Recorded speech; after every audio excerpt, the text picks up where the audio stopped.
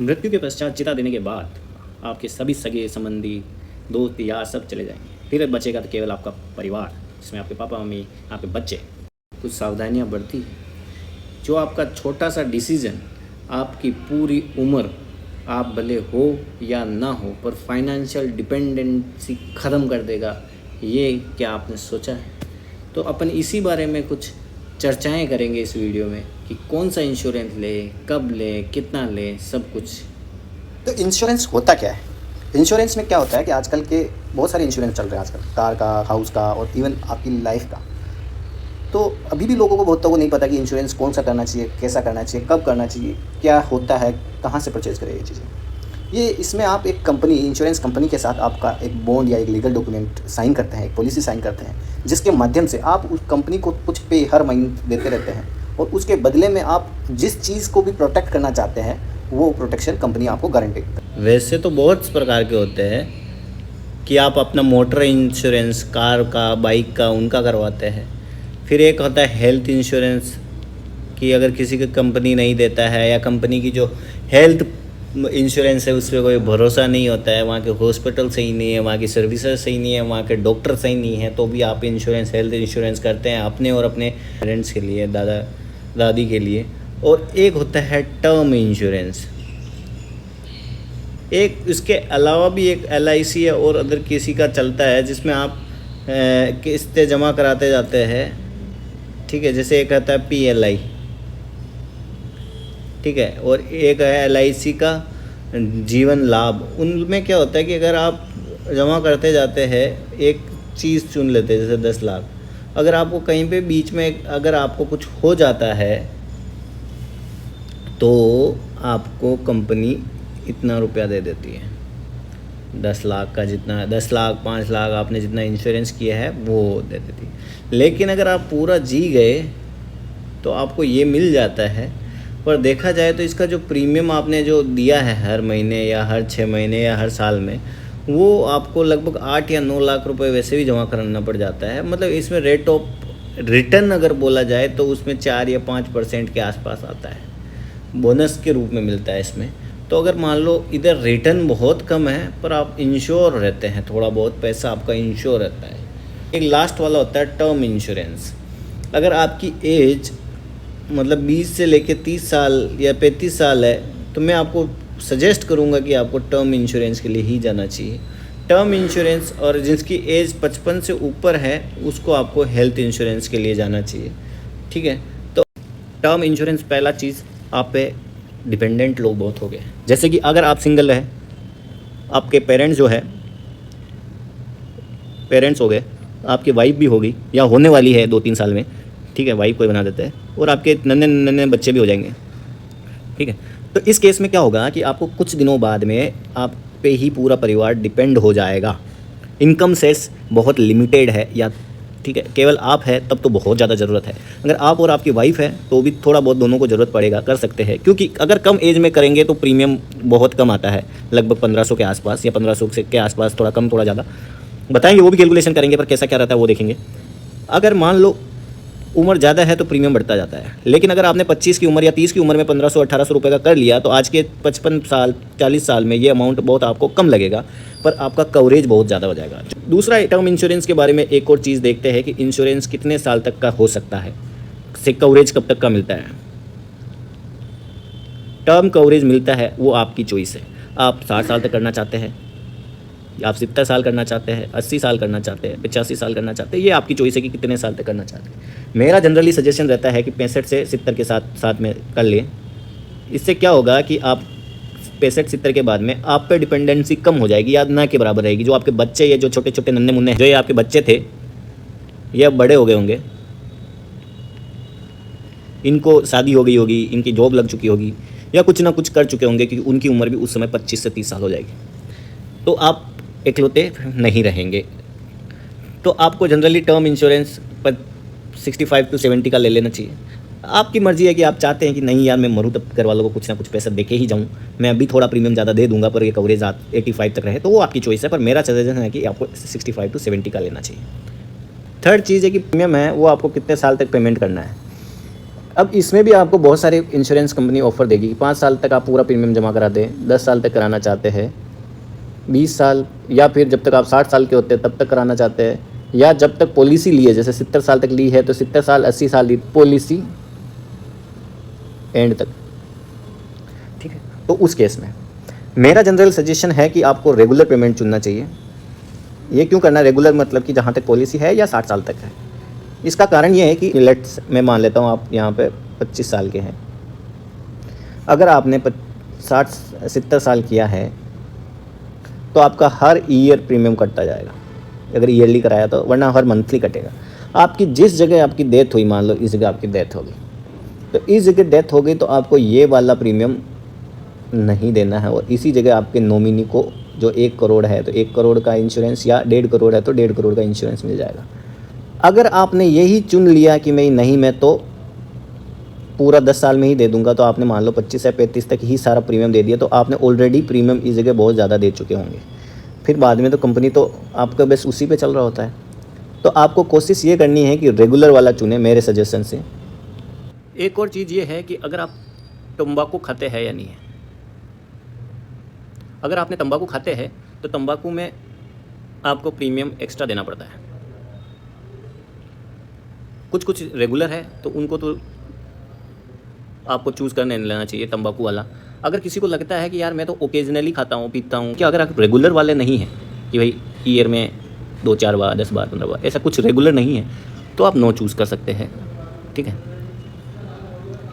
वैसे कंपनी का एक पॉलिसी एक और रहता है कि एक टर्म, एक रूल ये रहता है कि अगर आपने किसी भी ड्यूरेशन में आपने तंबाकू कंज्यूम नहीं किया है, मतलब 12 मंथ, तो कहीं कहीं पे वो आपको बाद में रिकंसिडर करके आपको नॉन तंबाकू कंज्यूमर बोल सकते हैं। ये भी मेरे एक और कंडीशन ये है कि अगर मान लो प्रीमियम आप किसी को प्रीमियम बैक ऑप्शन रहता है एक जगह, तो बहुत सारे बोलते हैं कि प्रीमियम बैक वाला ऑप्शन लें या नहीं लें। देखो, प्रीमियम बैक वाला जनरली मैं सजेस्ट नहीं करता हूँ। उसका कारण ये है कि अगर मान लो कि 1500 रुपये का अगर विदाउट प्रीमियम बैक वाला ऑप्शन आप चुन रहे हो, अगर प्रीमियम बैक वाला ही आप वही वाला ऑप्शन लोगे तो आपको 3000, 2200, 2500, उतना 700-800 रुपये एक्स्ट्रा देना पड़ेगा, ठीक है।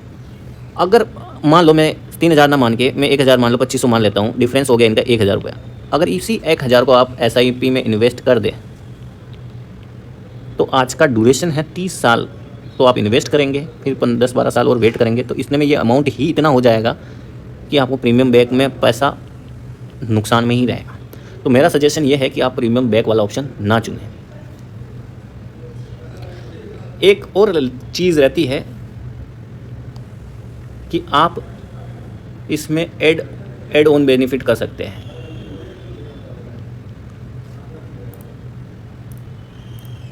जैसे अगर मान लो एक्सीडेंटल डेथ है तो उसमें कुछ एक्स्ट्रा पेमेंट करके कुछ एक्स्ट्रा अमाउंट के लिए आप एलिजिबिलिटी हो सकते हैं। जैसे 50 रुपये, 40 रुपये हर प्रीमियम मंथ, या ईयरली देखो तो 1000-2000, मतलब 500-700 रुपये एक्स्ट्रा देके आप इसको एक्सटेंड करा सकते हैं। और एक और है क्रिटिकली इलनेस, जैसे 68 प्रकार की क्रिटिकल इलनेस है, कहीं पे कुछ 32 है, कहीं पे 19 है, तो उसके लिए भी आप थोड़ा एक्स्ट्रा पेमेंट देके उनमें कवरेज ले सकते हैं। तो मेरा अंदाज़ से आपको ये सारा क्लियर हो गया होगा कि आपको क्या करना है। तो वापस मैं समरअप कर देता हूँ कि टर्म इंश्योरेंस जो है उसमें पहली बात कि प्रीमियम कैसा रहेगा, रेगुलर चुनना है, 60 साल तक चुनना है या 10 साल वाला चुनना है, ठीक है। फिर उसके बाद में देख के कितने साल तक आपको करना है, तो लगभग 70 ईयर तक आपको कवरेज चाहिए। फिर उसके बाद में आपको कब लेना चाहिए कि आप डिपेंडेंट हो आपके बहुत, या ओनली फैमिली सोर्स। एक और देखा आपने कि प्रीमियम जो है बैक वाला ऑप्शन नहीं लेंगे, तंबाकू कंज्यूम या तो छोड़ देंगे या फिर प्रीमियम एक्स्ट्रा पे करना पड़ेगा। अब बहुत सारे बोलते हैं, ये समरअप किया मैंने, इसके बाद में भी बहुत सारे बोलते हैं कि यार टर्म इंश्योरेंस का क्या भरोसा, कि अपन ने टर्म इंश्योरेंस ले लिया, ठीक है, रेगुलर पे भी कर रहे पैसा, किस किस कंडीशन पे आपको पैसा नहीं मिलेगा। पहली कंडीशन तो आप बिना हेलमेट के एक्सीडेंट हो जाए।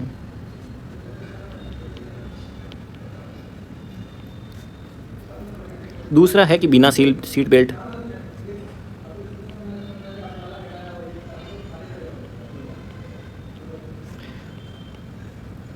और ड्रिंक एंड ड्राइव। ये कुछ कारण है, उस पर आपको भले आपने प्रीमियम पे किया हो, फिर भी अगर आपका मृत्यु होती है तो आपको पैसा नहीं मिलेगा। अब लास्ट में क्या समरी है कि आपको लेना चाहिए या नहीं लेना चाहिए? ज़रूर लेना चाहिए। क्यों लेना चाहिए? कि अगर आप इनकम सोर्स हैं 60 से 50-60 हज़ार आपके घर वालों को हर महीना दे रहे हैं, तो उन परिवार के सदस्यों को उस इनकम की जो लाइफस्टाइल जीने लगे हैं, वो आप चाहते हैं कि मेरे मरने के उपरांत आपकी भावनात्मक कमी तो वो पूरा नहीं कर पाएंगे।